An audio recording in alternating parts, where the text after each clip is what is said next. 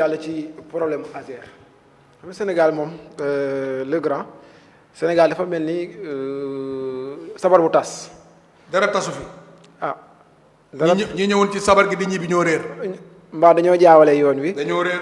léegi dañuy ci problème mu ASER gis nañ ci benn situation bu ci daal di am parce que mbicambaaloo mu ngi am ci diggante xoose ak ñeneen ñi nga xam ne ñoom la ko daal di séqal gis nañ aussi li nga xam ne moo di plainte bi gannaaw xoose ba mu génnee nee nañ confrontation amoon na mais génneewul benn document bu wane ne carrément li muy wax lu am la moo tax Seydou Kane mi nga xam ne moom la ñu bëgg a def la ñëw di sacrifice moom nee na du nangu li ni mel 37 milliards yi ba tey jii xoose nee na mu ngi ci biir compte bi mais ce que tout le monde se pose le grand mooy nan lañ mën a xaalis bi nekk ci biir compte bi et les travaux ont démarré est-ce que loolu c'est pas contradictoire par rapport à ça beneen question bi ma lay poser mooy tey lan moo nar a nekk parce que déjà pôle judiciaire financier taxaw na ne carrément gis na ci ay lënc yoo xamante ne mu ngi ci biir tey ban jàngat nga ñu ci mën a indil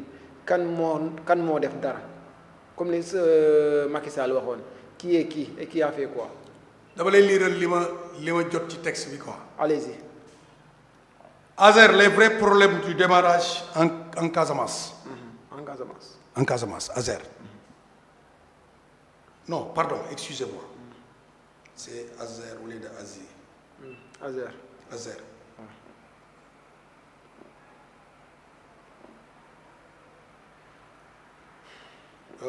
nu mu tuddee sax Jean comment. Voilà. Ils ont créé une manipulation dem inviter un représentant de l'ambassade d'Allemagne. José. waa ji boo ko déggee ni muy exprimer wu dafa am ay fonds technique duggul ci fonds technique yi. boo xoolee dafa am benn forme bu ñuy bëgg setalee seen bopp ñoom mënuñu setal suñu bopp ñun. 1700 et quelques villages si je ne me trompe pas. C'est dans les 1000 et quelques villages à électrifier.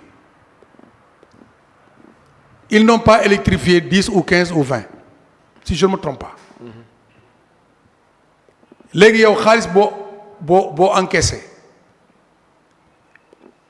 électrifié wu li ñu wax même le quart le tiers 1/8 bi defoo ko moom nee na xaalis boobu anamu. nee na xaalis baa ngi ci kees bi. xaalis bu nekk ci kees lan moo ko empêché génn. nan la xaalis di nekk ci kees sax di finance ay. mais am village yu c'est que ñoom c'est que mon cher.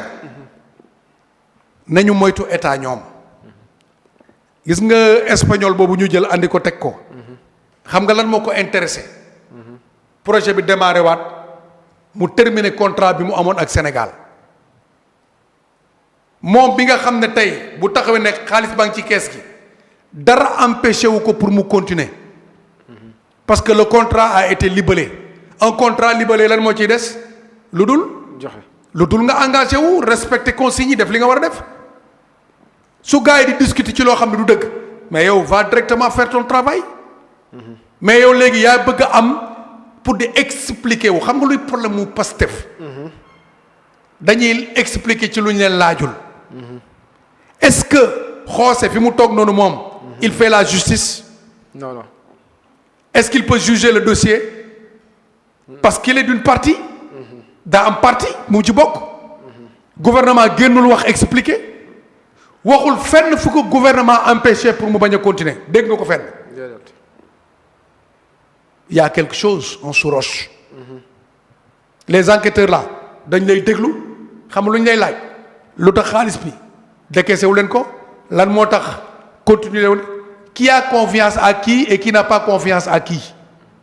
mais ñoom ñaar sax def nañ leen confrontation mais xoose génnewul benn preuve par exemple l'entretien qu'il a fait avec Moustapha Diop bañ ko ci laajee benn document buy mun a firndeel ne li muy wax am na amul te mu ngi jàkkaarloo. ki mu je défie Xoose. je le défie Xoose. et Moustapha Diop nañ ñu invité ci plateau bu leen neexee sax fii. Live Sénégal. bu leen neexee Seneweb. bu leen neexee TFM. RTS ñu ñëw teg seen i argument yor seen i dossier ma ñëw teg argument yore dossier ànd ak un technicien de l'État ñu wax lan lañ def ñoom comme nee nañ publiquement lañ bëgg a expliquer nañ ñëw je les défie nañu ñëw xool tu as l'argent rien ne t'empêche de faire le projet 1000 et quelques villages que tu dois électrifier 1500 1500 et quelques villages à électrifier ñaata villages électrifiés ça fait même pas 50 villages ça fait même pas 50 villages tu as l'argent avec toi kañ nga war a mën a électrifier loolu pourquoi ce retard qui était là comme premier ministre Ousmane Sonko qui était là-bas nommé sous un directeur de GIS c'était Ousmane Sonko qui l'a nommé en Souroche il n'y a pas de confiance entre Sonko et le gars ou bien l'État n'a pas de confiance entre Azer et Ousmane Sonko c'est tout amul leneen ok dañuy daal di ñëw ci beneen ponk bi presque mooy suñu avant dernier ponk muy Macky Sall au niveau de l'ONU foofu la ñuy daal di taxaw mu nekk suñu avant dernier point actuellement démb ci vendredi bi la nekkoon ci benn phase comme genre vote lay doon juste pour natt ku ci nekk sa tolluwaay léegi ci biir loolu on a vu que bañ njëkkee def ki nga xam ne moo di Macky Sall position am xawoon na xaw a am tuuti problème parce que il était placé 5e mais terewul ba léegi mu ngi woon ci li nga xam ne moo di ci course bi bii yoon dañ koy defaat pour xool effectivement ndax dina am ñu génn ndax am na ñooy toll ci biir génn dem rangé wu feneen mooy liy waar tey Macky Sall ak position am Macky Sall ak li koy xaar mais nag nee nañ nga éviter boo ci biir li nga xam ne moo di rencontre boobu il faut éviter que les plus grands ñu ñàkk la votel lu ci mel ni li nga xam ne moo di États-Unis wala Russie wala Chine wala France wala Royaume-Uni te booy xool Macky Sall ñoo ñëpp déggoo na ak ñoom kon foofu amul luñ ciy ragal mais nag bii yoon moom ñu ngi xaar ndax dina yéeg wala du yéeg waaye ki nga xam ne moo di Rebecca moom chaque fois mooy nekk ci kaw tey lan moo nar a nekk atu ki nga xam ne moo di Macky Sall. Macky Sall est le candidat le plus apte pour être à la tête de secrétaire général des Nations Unies. Sur quelle base? Parce qu'il a été chef d'État. Il a été le président de CEDEAO. Union africaine. Nations Unies. suy exercer Afrique lay exercer le plus lu muy exercer Afrique la dëgg la wala dëgg. léegi ñooñu ñu nommé foofu ñooñu ñuy wax noonu yépp kenn ci ñoom mënu la expliquer Afrique dara lu dul ci document wala ci vidéo. Les réalités de la population les mentalités de la population les comportements les situations de vie ça ne s'évolue pas dans un document. Mais ça évolue selon le temps du climat et le temps de réalisation. Macky Sall en a exercé plusieurs fois. De cette expérience, Macky Sall a le meilleur CV pour être à la tête de secrétaire général des Nations Unies.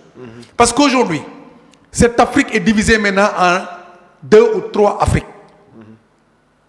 Comment le juger de 2 ou 3 Afriques? Parce que vous entendez quelque part des organisations qui divisent les pays. Ces pays sont de CEDEAO, les autres pays sont de AES. Et tôt ou tard, il y aurait des confrontations. Je vous le dis, il y aurait des confrontations par A ou par B. Parce que selon leur façon de nommer des chefs d'État dans ces différents pays qui ont des situations catastrophiques, dont le pouvoir a été cueilli par des forces, et qu'un pays qui doit accéder à faire la politique pour développer, ce qui a fait que Macky Sall a réussi de son mandat au Sénégal, a fait sauver ce pays par la politique. Macky a sauvé ce Sénégal par la politique, éviter le coup d'État. Parce qu'au moment là où les choses dégénéraient dans le continent, c'était le moment là où le Sénégal aussi était dans les mêmes situations. Qu'est-ce qui nous a fait sauter ces bouts de feu?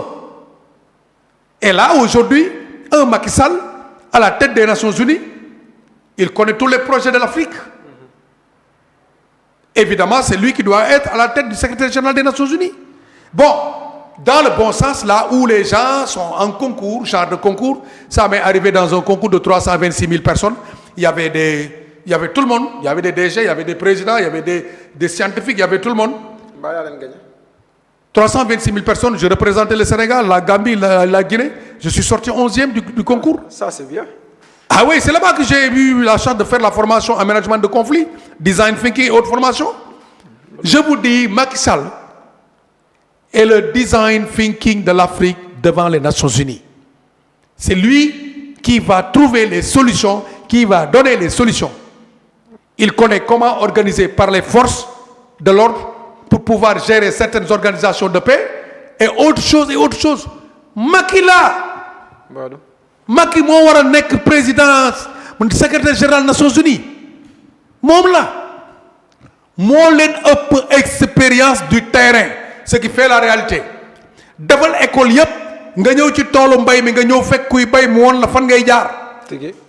tey Macky Sall li mu xam ci Afrique tubaab yi xamuñu ko, tubaab yi ci ay documents la ñuy sukkandiku.